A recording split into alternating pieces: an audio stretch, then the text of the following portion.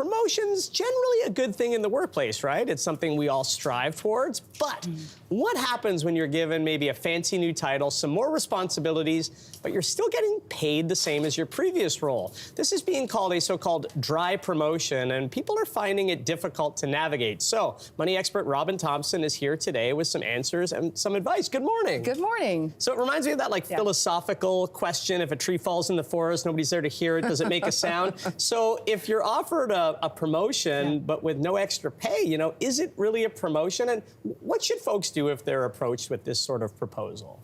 Yeah, so I think the first thing is just to be like, okay, this kind of sucks. Yeah. Because it does, right? Like it feels like call a spade a spade. You're valuable enough to receive more work responsibilities, a higher promotional title. Yeah. But yet, hey, we're just not going to pay you any more money. Right. So I think the first thing to do is to acknowledge, okay, this doesn't feel so great. But then also it's about understanding and looking at it and saying, okay, so what is the opportunity here that can be provided? So what is the increased visibility going to do for me? What is the increase in perhaps any sort of development or professional trainings that I'm going to have? How can I really look at this and understand, how can I take this and really leverage this for my future going forward? What are the different types of benefits that I will be able to take from this and really start to leverage? Because you could get lost in the, where's the compensation, where's the money right now? But you want to sit down and be like, what does the timeline look like this for me? Like, when can I sit down and reevaluate what money looks like and when I can start to receive additional compensation for what I'm doing? Yeah, well, I like that, kind of recognizing out of the gate that it's not necessarily a positive thing, but then trying to see some positives in it. You touched on this a bit, but what about when you sit down with your employer? Like, is there room for negotiation around this?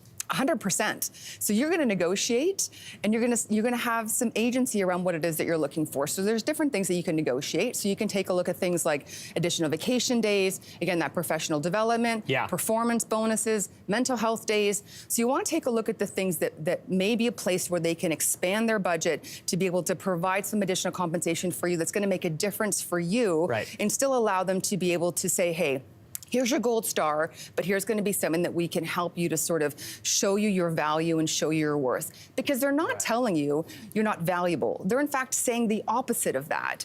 It's just they're not necessarily giving you what you would expect from a bump in pay. Right, and remuneration can take many forms. It's not just monetary. So the vacation days is a really great example to me of like a negotiating tactic. Sadly, even in Canada in 2024, gender pay disparity, the gender pay gap is very real. StatsCan estimates women earn around 89 cents on the dollar for every dollar that a man earns. So are these so-called dry promotions affecting women differently in the workplace than men? Yes. Yeah. Unfortunately, it is alive and real. And I think that, one of the things that we see is we do see dry promotions affect women more than we see men. And the conversation about that is like, so are they doing more things that are not promotable activities? Are they doing more types of work that's necessarily not as in your face around, this is what I've contributed to the bottom line, this is the profit margin that I've increased, this is the ROI I'm looking for. What are the different statistics around what you're doing as a woman that's giving you that additional value in the workplace? And sometimes the roles might be a bit more around sort of those non-promotable or non-sort of apparent skills. So unfortunately, it is something that we're seeing in a larger proportion towards women than men. Yeah.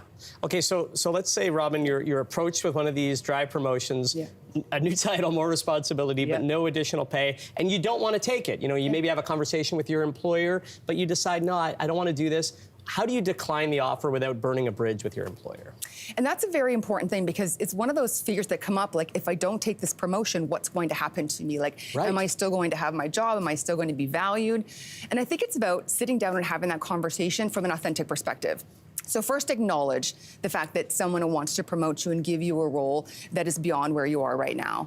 And then sit down and really have the conversation around what works for you. So perhaps it's a position where you're in where there may not be enough time in your calendar. Perhaps you have things going on at home, perhaps you have something going on with your family, and it's just not an area you could spend time in. So it could be a conversation around, you know what, thank you so much. I really enjoy working here, and I enjoy all the value that I bring. Thank you for acknowledging me. But it's not really the best time for my family right now.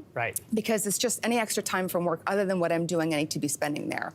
Or it could be a conversation around, this is amazing. I love my job so much, and I want to keep doing exactly what I'm doing. So thank you so much for being able to put me in a different place. Right. But I think I'm providing so much value right here. Yeah. So make it a conversation where it's okay to say no, but it's okay for them also that you say no. Yeah, the power of a positive no, right? Exactly. There you go. It can be an awkward situation, so thank you for helping us navigate it. You're Robyn. so welcome. Appreciate it.